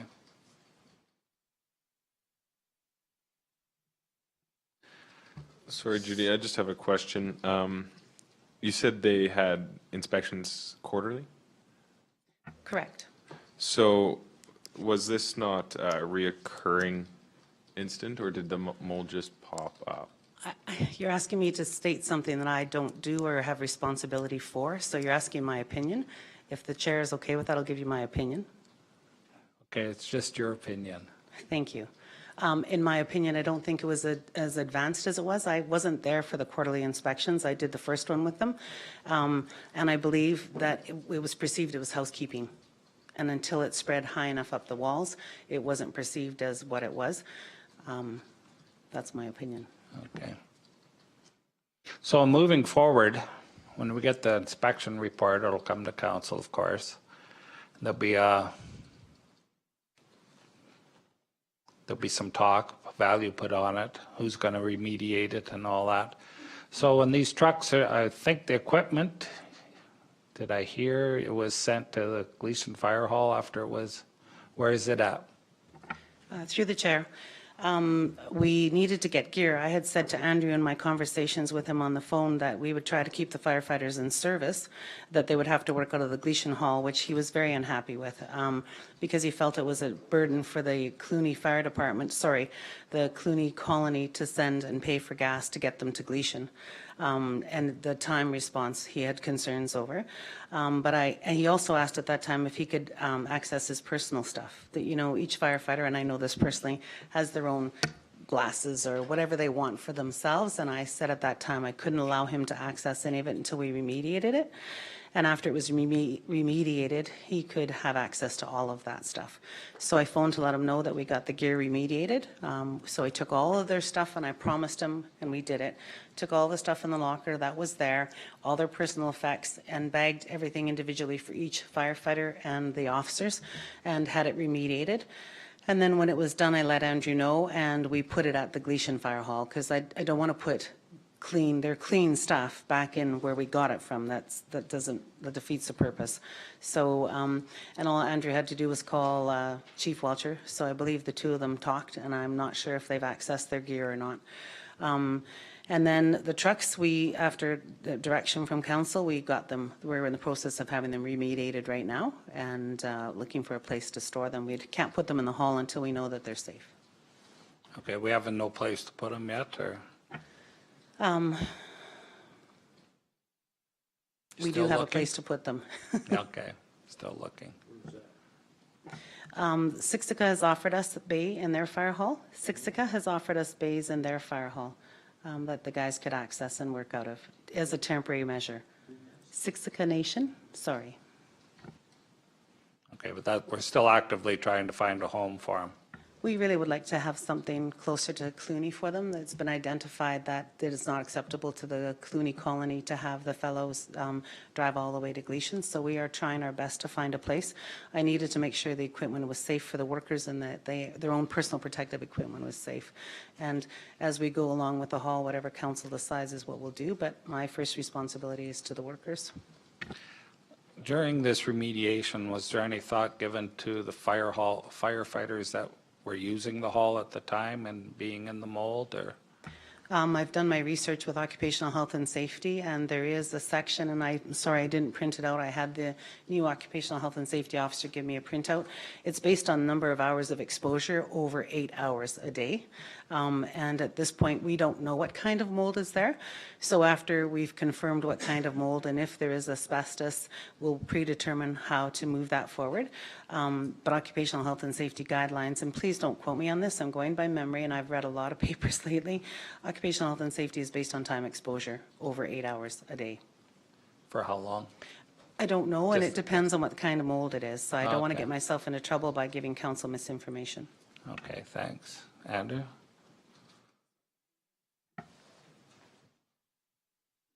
You guys said that you're testing the hall here from old September the 7th. Okay, the gas has been shut off that building for 2 months now, just about. It's a very cool and damp place. So automatically that mold would have grown by probably 25 or more percentage what was in that hole. So what the test is gonna show now, I guarantee you if you guys would have done that the following week, it wouldn't have been that bad as it is gonna be now.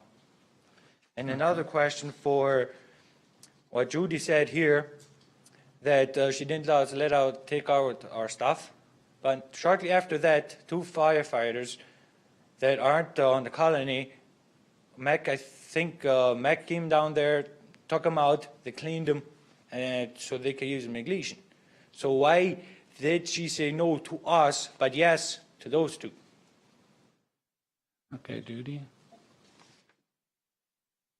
So during my conversation through the chair, during my conversation with Andrew, when I was directed to close the fire hall, or OH&S was directed to close the fire hall, I let Andrew know that if any firefighters wanted to work out of the Gleason Fire Hall, that they could do so and would make sure their gear was remediated. 2 firefighters stepped forward and said they wanted to work out of the Gleason Fire Hall. We went to the fire hall, grabbed their gear, got it remediated so they could do that. So it was remediated before they were able to use it? Absolutely. Okay. Any other questions?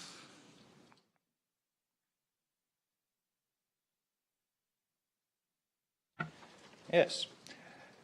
On this email was sent out from Judy on June the 26th when we shut down the hall, that you guys would be working very closely with the volunteer firefighters and their service, back into service would be quickly and possibility. But we haven't had, the communication isn't good. Because since the hall is shut down, Judy talked to me once. And end of that conversation, which I'm asking all of you guys to answer that question that I've brought, I can't think of an answer. I asked a few other people, they can't answer me.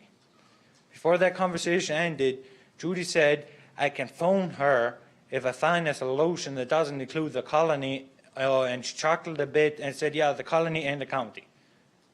So she probably meant to see the county, instead of said colony, but either way, it doesn't make any sense. Even if she just meant the county. Why am I supposed to find a solution or call her if I find a solution that doesn't include the county? So either way, if you look at it, nothing sounds right in my mind, and I try to think about a solution or answer and I can't. So hopefully you guys can answer that question.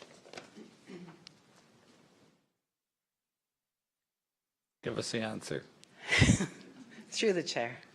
Andrew's correct. I haven't had anything to report to him. And I said I would call him when I had something to report to him. I did make a commitment that I would work closely with him. I have nothing to report. We hadn't had the engineer company lined up. They couldn't come any sooner. I promised to remediate the gear, which I did. I phoned him to let him know that was happening. And I said the solution for me at this point, unless council directs differently, would not be to store the trucks at the colony.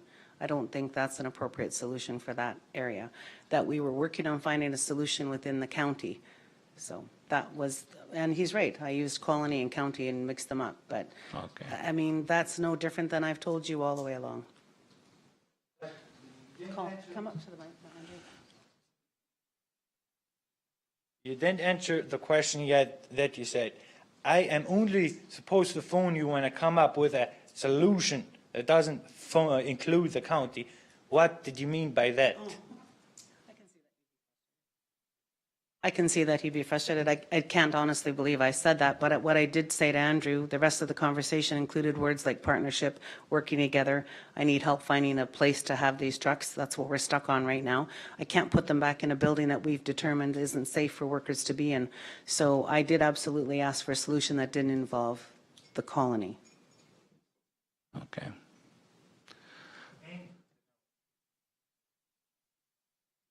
I can't imagine I would have said the county because that's where you're going to be working. My apologies for unclear communication, Andrew. Okay, so moving forward, we get the trucks back. Hopefully we find a home for them when they get back. And the equipment or the gear would be close to the trucks, I'm thinking. Okay. I'm was hoping to have a report on the building by today, but we don't have it. When we get that report, we're gonna have to sit down and decide if we're going to remediate the whole building and fix it up, or are we gonna build a new one? And I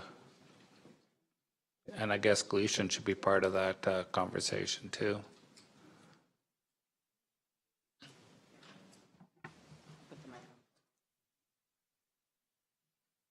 I'm wondering how the people in Gleason are going to feel about a fire hall moving out of town. And I'm going to wonder how the people in Cluny are going to feel about a fire hall moving out of town. You know, if you've got 100% here and then you're going to move it, we haven't got 100% anymore. That's not good enough. I think that's all part of the conversation. We build one, we build two, we fix up one and leave the other one. Fix up two. It's all part of. I'm just hoping that when your communication officer gets here, that he or she is going to impress upon you and staff and everybody else that communication has to be a movement of ideas, not keep them in your own head. Because we haven't heard from you people. And we're not the greatest in the world, but by God, we had a real good fire department. And we have had for many, many years until we got tangled up with you guys.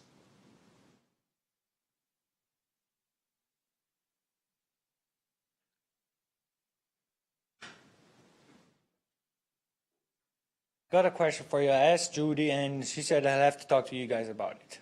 Okay. So, like, if the SEC agrees with the trucks to go there or something like that, I know for a fact the colony is not going to allow us probably to go all the way that far. If you guys could, if the county, or since we're working under the county, for a company truck for us to go down there, because that's all it's going to be used for. It's not going to be no gear on there and everything. It's going to be by the trucks. It's just to get from A to B. Or how about mileage? Instead of investing in a truck to be there, maybe you can convince council to pay for mileage. That would be fine. Andrew's been adamant from the beginning, and I understand fully the colony is against the fellows driving, you know, from the colony to Gleason to get trucks, or in this case, Siksika, if that's where we store them. I want to underline that my responsibility is to make sure that the workers are safe, their gear is appropriate, and I have nothing to do with the building part of it other than to report that piece. And so I can understand the board's, you know, confusion and upset. I was assured by their secretary treasurer that they were getting this information. I will get these gentlemen's phone numbers and I will communicate with them personally.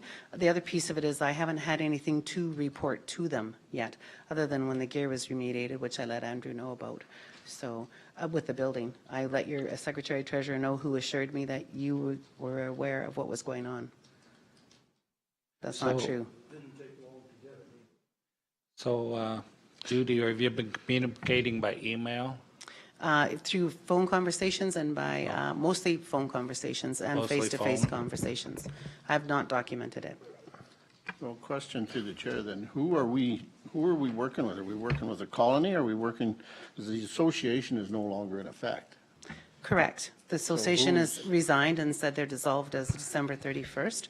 Right. So I continue to use the one who sends me communication in writing, which is the secretary treasurer, and assumed that he would let the rest of the board know. But according to their letter, they don't continue to exist.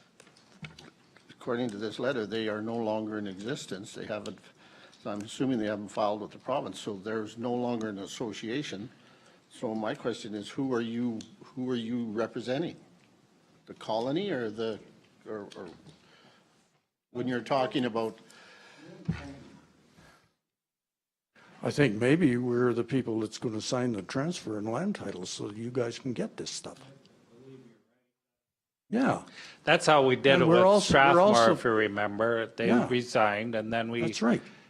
took close to a year, I'm thinking, to at least, maybe longer, to get this transfer done and get the cash settled and all That's right. that. That's It right. took a long time.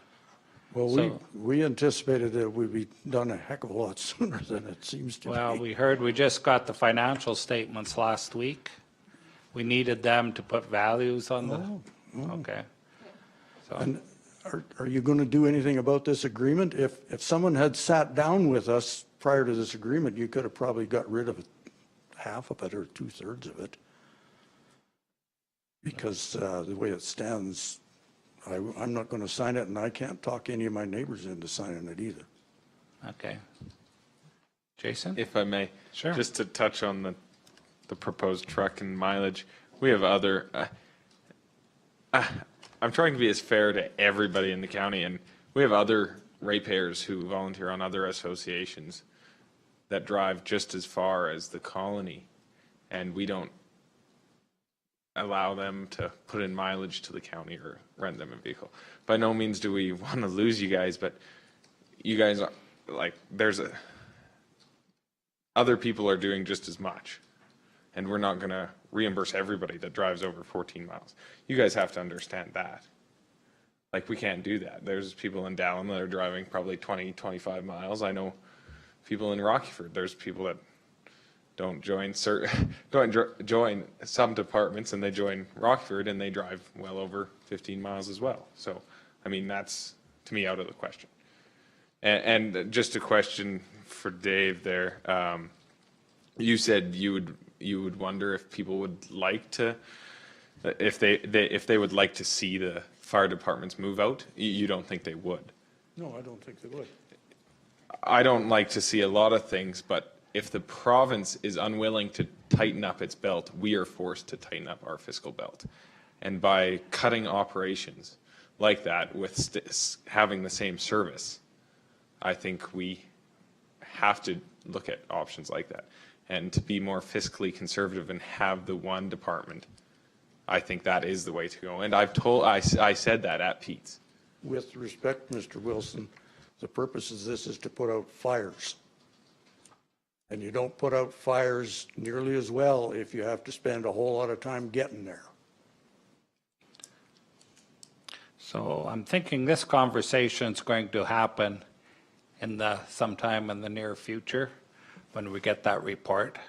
Maybe all we need is a scrub pail and a couple screwdrivers and fix a light bulb. I don't know what the report's going to say. I'd hate to jump to conclusions. Maybe we get the thing fixed up and put some paint on it and it's good for a few years. I don't know yet, but let's wait for it. Go ahead, Judy. Through the chair, if I may. This is a series of unfortunate events. I felt we had a good relationship with the association. They did their due diligence and have done so for 51 years. I feel the utmost respect for these gentlemen. That Occupational Health and Safety found 3 things wrong besides the building. There was 2 other things that haven't been talked about. It has nothing to do with our relationship and wanting to run the fire service. I feel now at this point we're forced to deal with something we hadn't seen coming our way. I don't feel that we would have ever closed that fire hall. That is not what I told these gentlemen, and I said that in good faith. The fire service, we had worked together to get it working better. Andrew was making strides. So I think we need to separate the issues. The transfer of assets that they were given is a draft transfer of assets, and it was to let them see what this document would look like. It has draft clearly on it, and certainly can be amended. I know that they have a lawyer that's now been in touch with our lawyer to move this forward as well. So I want to do the most respectful thing for the gentleman, certainly the right thing for the workers, and at the end of the day for this municipality and the ratepayers in that area. Okay. Go ahead. I'm just toying with an idea here, and I'd just ask council, what about a temporary heated building? City of Calgary uses them quite often. Could be one put up there, and if we decide at a later date that it's not there, they can be moved and utilized elsewhere within the county. I know there's structures out there that are meant just for that. I don't know if we've done any research, but maybe we could and see the price of it. And We've used those in the past, but I think the most prudent thing is let's find out what's the situation, what it's going to cost to remediate, because if it's a reasonable cost, it might be worth that effort to put it into that building to get another 2 to 5 years or whatever out of that building. If it's a huge cost, then maybe you don't, but let's get that information. And I realize the winter's coming. It feels like a winter this morning, but anyway, that's where we're at. So I think staff although we maybe wanted it quicker, staff were arranged to get a professional in there to do that, and that's what we have to do. The days of us going in there and scrubbing it with, and I've been there. I've scrubbed things down after molds there with bleach. Those days are gone, unfortunately, because if one person gets sick, guess what? We're in big trouble. So we need a professional. Whether we like it or not, that's where we're at.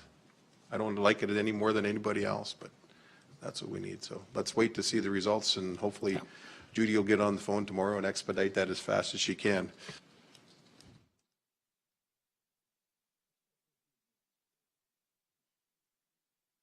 Okay. Any other questions?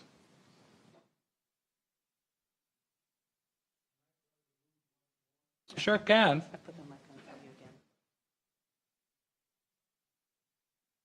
Other fire jurisdictions in the county are wondering why we aren't screaming bloody murder and why we haven't been screaming for months.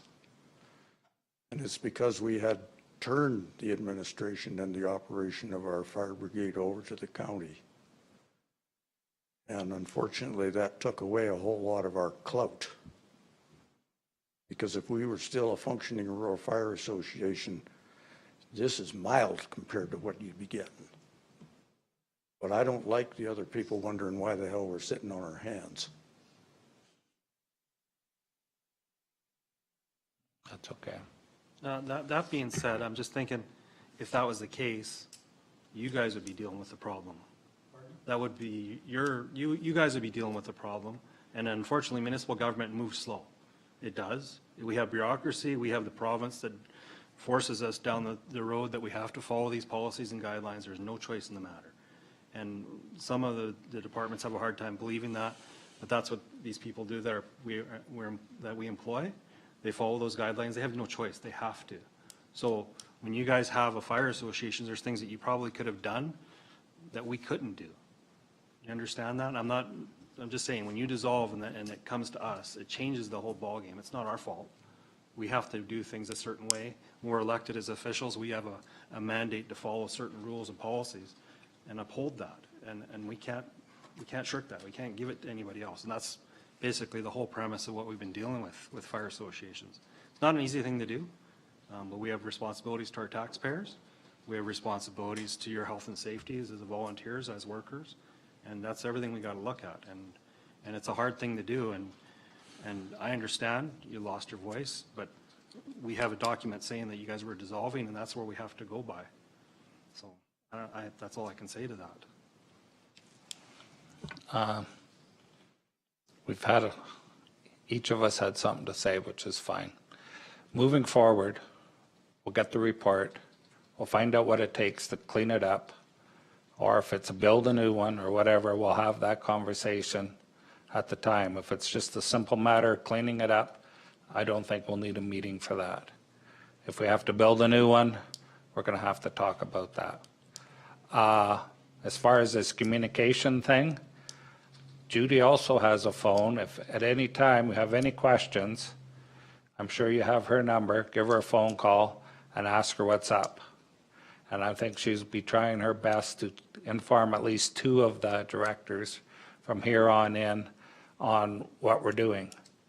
I'm thinking we have the financial statements. It shouldn't take much more than a month or 2 to get numbers on that. I don't know how long it takes. I know with Strathmore it was, I'll say a year. Wasn't that long? It was 19 months. 19 months. It's a considerable thing. Yeah, it's unfortunately that's the way it is. But anyway, we can get along and we can move forward with the equipment that we have, and we'll put the fires out. That's what we really want to do. We really want to get that equipment out there and get it operating. And the volunteers are very grateful for the volunteers out there, as we are in all the departments. And we'll get this thing back on the road. Unfortunately, we don't have the test results yet, and they were notified back in, can't say. Through the chair, I can't say. It's not my department. Yeah. I'm not sure. Okay. But it's unfortunate. That's just how long it takes. Unless you guys have a better idea. No fires. I'm tired of the rain. I want to get out there and combine. I'm sure you do too. So through the chair, I don't think it's been said yet, but I know you've got a long history, goes way back to Phil Gibo when he was a fire chief down there, and you've got 51 years of service to the municipality as volunteers. We'd like to thank you very much for that, and hopefully we can finish this off in the same way it was when it started, when it was just a bunch of guys going out there trying to put out some grass fires and having a beer afterwards, and we've moved a long ways from where that is now, and we don't always like where we have to go with this stuff, but we're mandated by the province and by the federal government as to what we have to do to keep these operations on the go. So we applaud your work that you've done and the service that you've given us, and thank you very much for, I don't know how else to say it, but Yeah. thank you guys. Ditto here, thank you. And a thought just come to my mind. I'm going to ask Judy a question in response to some remarks earlier. The firefighters in Strathmore West and Carsland, do they receive anything for fighting fires? Through the chair, Wheatland, West, and Carsland are municipal fire departments, and we pay them a small stipend. They receive payment monthly, which would be the same thing that would happen when we take over Cluny and Gleason. Because we're in a municipal fire department, we are obligated to recognize the work being done. However, it should be noted that the amount that they're paid for the work that they do is not 100% of their work. They are still considered volunteer firefighters. At least 50% of what they do is volunteer. So it's, So we do it's an amount that's specified, an amount times the amount of hours they've put in? Correct. It's in policy that council approves, and that policy will be coming for council. It needs to be updated. It's in policy, and it's for the work that they do when they're fighting fires. It also recognizes the importance of training. So it sadly, we cannot begin to pay them for every hour of training, but we do recognize 4 hours a month of training, and they're paid for those 4 hours. Everything else they do, and those departments practice weekly and on weekends, we don't pay them for.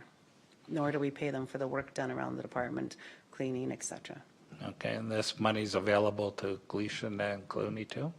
Correct. Through the chair, as soon as we assume command of the control of their departments, and Andrew is in command, he'll be paid accordingly. He'll be receiving a chief salary, not salary, as will all the firefighters. And with the Cluny colony, we need to make separate arrangements about how they're remunerated.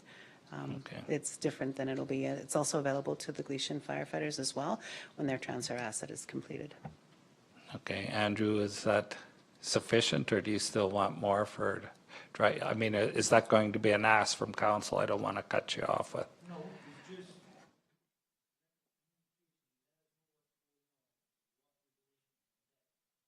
Okay. Sometimes weeks go by.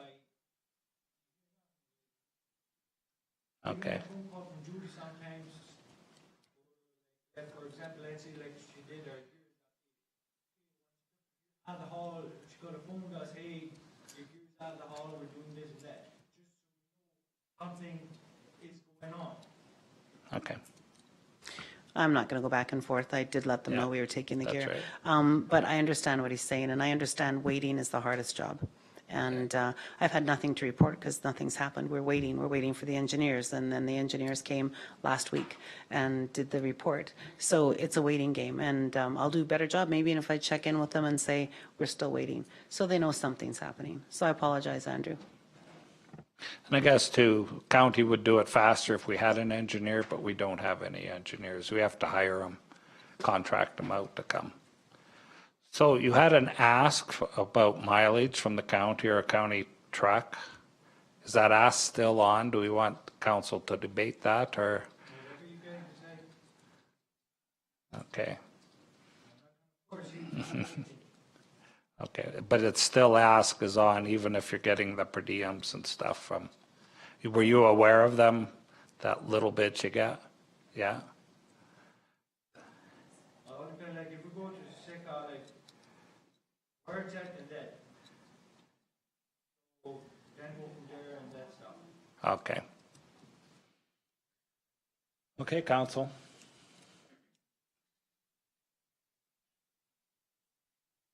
Any questions? Well, thanks for coming in. And when we hear anything, we'll certainly be letting you know. Thank you. Let us know what you guys, like, once you get the report back from the hall, which direction we were going. Very, very soon after, for sure.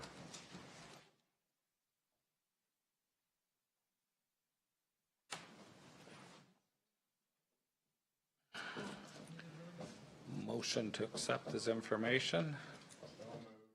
All in favor? Carried. I believe that's the agenda. Unless somebody else, we have lunch or supper at the station, I believe, at 5.